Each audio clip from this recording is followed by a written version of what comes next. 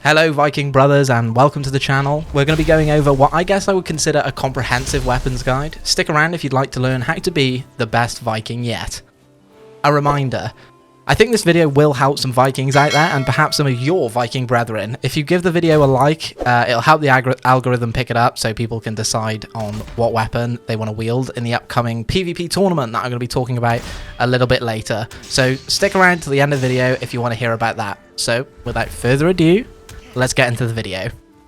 Firstly, let's talk about the types of weapons that you can get in Valheim. You can get the sword, the great axe, the halberd or atgear, whatever you want to call it, the hammer, the spear, the bow and the mace, and the dagger. And that's just sort of going over the weapon types that you can get in the game. There are some special weapons, but I'll talk about them a little later. So let's go over the first one, the sword. The sword is a great weapon that's quick. It uses very little stamina in its swings and has a pretty interesting special attack, this lunging forward that you can see here. It's useful to note that a weapon with a special ability like this, most of the time when using these special abilities with any weapon, you're going to put the enemy into a riposte position about 90% of the time. For those of you that play Dark Souls, you'll feel familiar with this. As soon as the enemy goes into this position, they will take more damage, but we will go over that a little bit later and sort of what that position means anyway. The great axe. A very strong and slow weapon. I used this quite extensively on my first playthrough, and I can't be the only one that grabbed this bad boy like, yes, I am a true Viking with this weapon. Its special attack is this little poke that you can see here. This attack is actually a lot more special than you might think. The great axe, although very slow, its special attack is actually pretty quick. And remember, like I said before, most of the time you're going to stun this enemy with this little poke, with these special attacks that you can use on these weapons, and you can set yourself up for a parry bonus, like the riposte we talked about as well. It's pretty scary because you can give them a poke, set them up for that bonus, and then hit them with a scary double damage smack to the face. Or you can opt for the poke strat, where you just keep poking them. Get that double damage poke, then they'll come out of the riposte position, hit them again, put them back into it, get a normal one, hit them again, get a double damage one. Yeah, they're pretty much dead after that. So let's see what's next. The halberd or the atgear or whatever it's called. This has to be one of my personal favourites. The special attack on this one has a really nice AoE sweep, again with that knockdown power, really allowing you to get some space between you and the enemy. For those of you that have gotten to the plains and been mindlessly wandering around through the plain and have been attacked by a group of goddamn little goblins straight from World of Warcraft, dropping gold no less, you'll know how pretty deadly they can be. This weapon will allow you to push the enemy around you back, giving you vital few seconds to either escape or set up a finish, whichever you might prefer. It's great for control and overall, a very good weapon. Okay, next, the hammer. When I first got the hammer, I was kind of, unfortunately, a little disappointed. The hammer does not have a special attack like the other weapons. It just has this AoE slam to the ground, which is, you know, really cool. At first, I sort of felt like it was a little lackluster. Like, here I am with this great big hammer, and all I can do is repeatedly hit the ground like the Hulk throwing Loki around.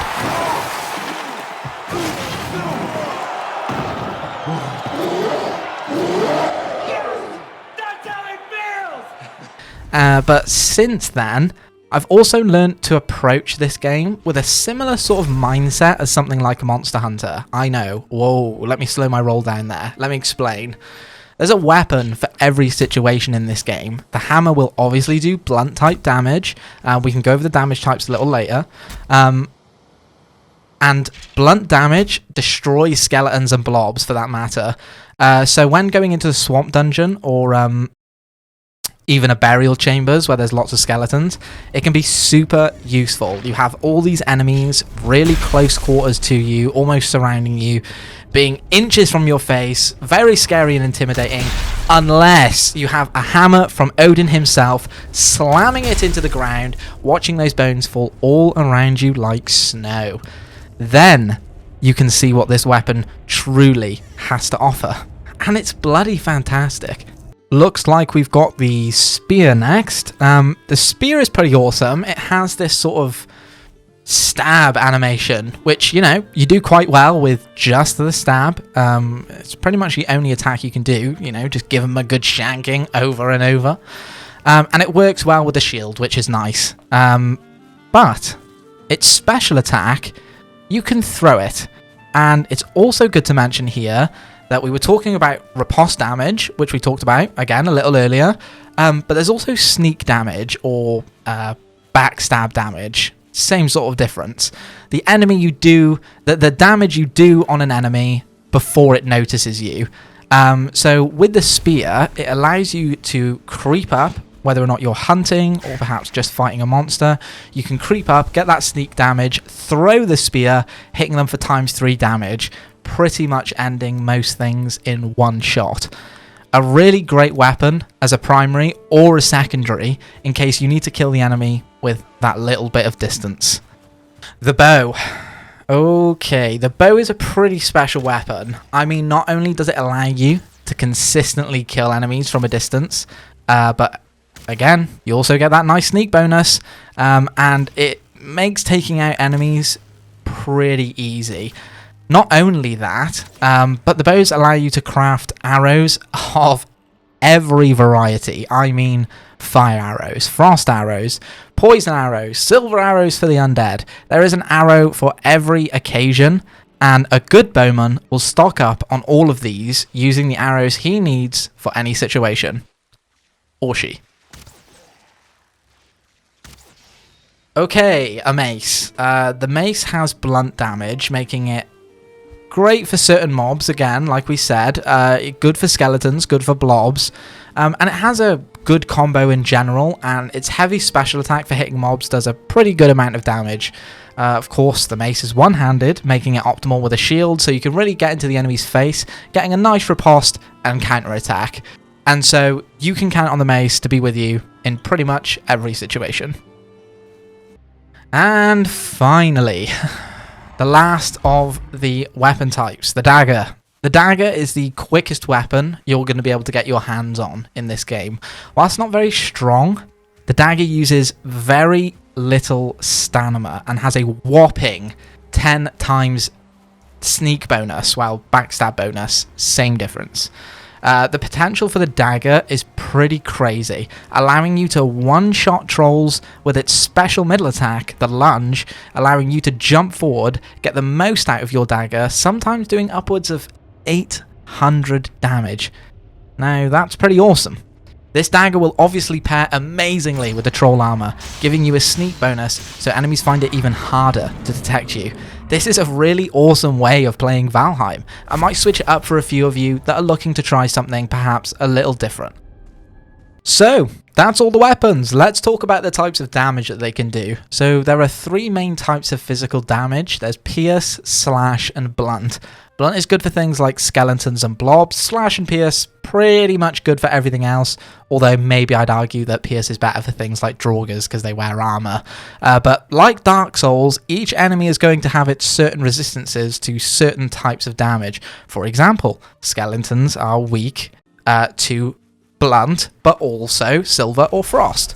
And whilst mentioning frost and silver, let's talk about some of the special weapons that you can get in Valheim. These weapons are what's really going to set you apart from your competition. The Frostner, this thing's frigging nuts. I mean, it's the closest thing you're going to get to holding Thor's hammer in your own hands, because it's an amazing one-handed mace. With all the attacks that the mace has, so same moveset, but it also does frost damage and is a silver weapon, which, as you can imagine, for Skellyland is pretty devastating. And some spoilers coming up ahead, so you can skip 10-15 seconds if you don't want to hear it, but when you're coming up to some of those undead bosses, oh my god, this weapon absolutely slaps cheeks. The Porcupine. Another one-handed mace. This mace is pretty special because it will do both pierce and blunt damage, really giving you that versatility. If you're the sort of player like me that likes to have one reliable weapon sitting on their 1, 2, 3 slot, you can take this Porcupine and for sure feel confident anywhere you go. You will destroy the competition no matter what biome you land on. Again, the porcupine has the same attacks as the other maces.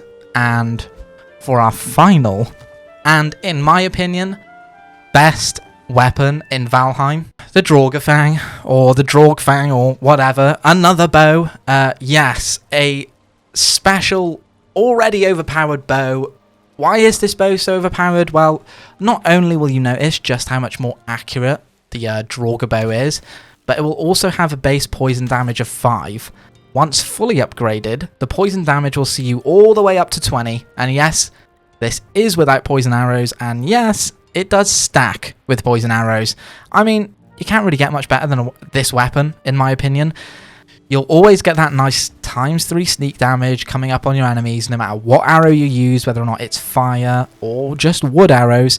You're always going to get that nice poison buff. Okay, we made it. That is all the weapons in Valheim. If you enjoyed this video, make sure that you subscribe so you can see more Valheim content. And the thing that I was talking about at the beginning of the video, on April 1st, let me just double check my calendar. On April 1st, I will be hosting a Valheim tournament.